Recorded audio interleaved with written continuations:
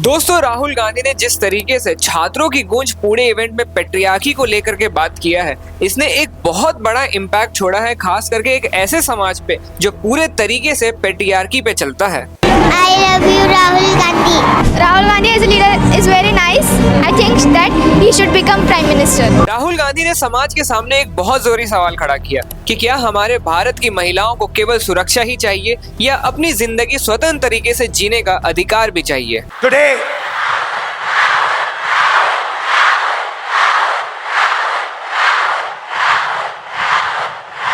और तो और इस इवेंट से जुड़ी किसी बात ने काफी जोर पकड़ा है, तो वो केवल इंस्टाग्राम की एल्गोरिदम को कैप्चर नहीं किया, बल्कि उसने लोगों के दिलों को भी कैप्चर किया है। you have a relationship with your father, you have a relationship with your brother, you have a relationship with your husband, you have a relationship with your son, but you do not belong to them. You belong to yourself.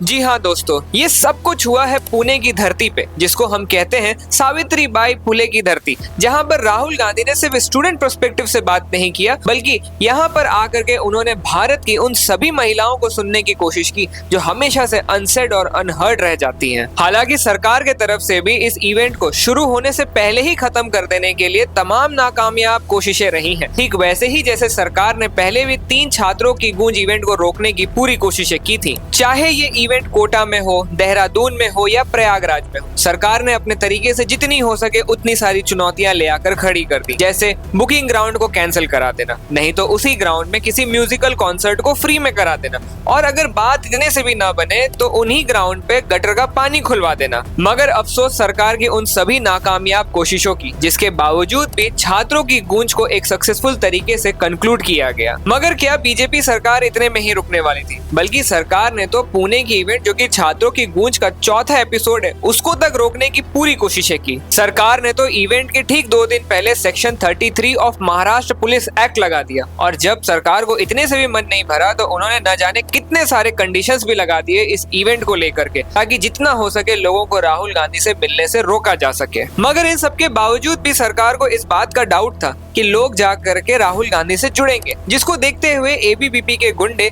Students के साथ मारपीट तक किए। कुछ जगहों पे तो उन्होंने महिलाओं के साथ दुर्व्यवहार तक किया, उनको डराया, धमकाया, और कुछ केसेस में तो उनके साथ मैन हैंडल तक किया। मगर अफसोस की बात तो यह है कि सरकार का डाउट बिल्कुल सही था, क्योंकि शिक्षा एक ऐसी शेरनी का दूध है जिसको जो कोई भी पिए वो पक्का से दहाड़ता है, और कुछ वैसा ही हुआ। सरकार की तमाम नाकामयाब कोशिश और गुंडागर्दी के बावजूद भी हजारों की संख्या में कितनी सारी महिलाएं छात्रों की गूंज इवेंट को अटेंड सिर्फ नहीं किया, बल्कि अपनी बुलंद आवाजों के साथ उसमें एक्टिवली पार्टिसिपेट तक किया, क्योंकि उन महिलाओं को एक ऐसा नया मंच मिला जहां से उन्होंने अपनी बातें दुनिया को समझाई। उन्होंने खुलकर वो सारी बातें कही। इनफैक्ट उन्होंने हर वो अनकंफर्टेबल सच्चाई बोली जो वो हमेशा से कहना चाहती थी, चाहे वो बातें अपने परिवार से जुड़ी हो, समाज से जुड़ी हो, अपने एजुकेशनल या प्रोफेशनल बैकग्राउंड से जुड़ी हो। इनफैक्ट हर वो सारी बातें जो सत्ता में बैठी सरकार से भी वो कहना चाहती हो। और इनमें से भी कुछ ऐसी भी महिलाएं थी जिन्होंने सिर्फ अपनी बातें नहीं रखी, बल्कि अपने कास्ट, कल्चर, कौम, यहाँ तक कि अपने ट्राइब तक को रिप्रेजेंट किया, जो कि दर्शाता है पेट्रियार्की को खत्म करने की तरफ एक बहुत बड़ा कदम उठाया गया है। और इसमें भी राहुल गांधी ने पूरे इवेंट के दौरान कुछ ऐसे इंपॉर्टेंट डेटा और फैक्ट के ऊपर भी फोकस किया, जो कि दर्शाता है कि किस तरीके से मनुस्मृति के द्वारा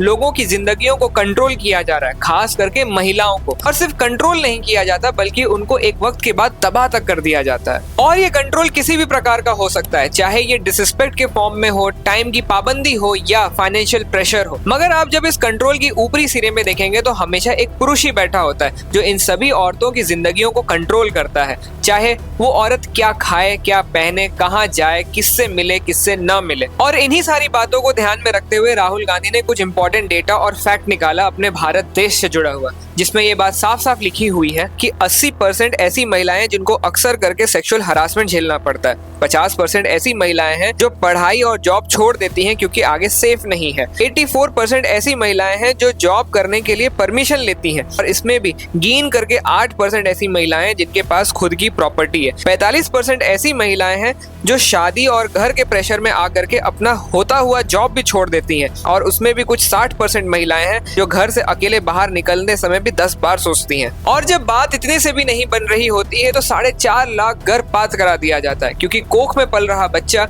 एक लड़की होती है। इवेंट के दौरान राहुल गांधी ने मनुस्मृति के साथ साथ कुछ इंपॉर्टेंट बातों पर भी फोकस किया कि किस तरीके से भारत की कुछ ऐसी संवैधानिक पद है जहां पर कुछ ऐसे भी लीडर्स बैठे हैं जो सिर्फ जेंडर बायस नहीं बल्कि वो औरतों के ऊपर मॉरल पुलिसिंग तक करते हैं, और वो किस तरीके से औरतों की बढ़ती हुई बुलंद आवाजों को दबाते हुए उनको एक कल्चरल शॉक का नाम तक दे देते हैं। और इन्हीं सारी बातों के थ्रू राहुल गांधी ने जनता को इस बात का एहसास दिलाया कि यही वो पैट्रियार्कल माइंडसेट है जिसको हमें बदलना है। और कहीं ना कहीं ये वही सारी बातें हैं जो राहुल गांधी को बाकी लोगों से अलग भी बनाती हैं और हमें एक बात सिखाती भी है कि अगर हमें जनता की आवाज बननी है तो उसके लिए पहले हमें जनता की आवाज सुननी पड़ती है। और इसीलिए राहुल गांधी की ये यात्रा कोटा की गूंज से शुरू होकर देहरादून पहुंचती है, देहरादून से शुरू होकर प्रयागराज में पहुंचती है और अब प्रयागराज से शुरू होकर के पुणे पहुंची है। मगर इन सभी गूंजों के बीच में एक सवाल है, क्योंकि जिस तरीके से लोगों का प्यार और विश्वास राहुल गांधी की तरफ देखने को मिल रहा है, तो क्या ये अब मान लेना चाहिए कि ये गूंज अब सिर्फ छात्रों की गूंज तक सीमित नहीं रह गई, बल्कि अब ये बन चुकी है भारत की गूंज, एक ऐसा भारत जो अपना आने वाला भविष्य खुद लिखना चाहता है।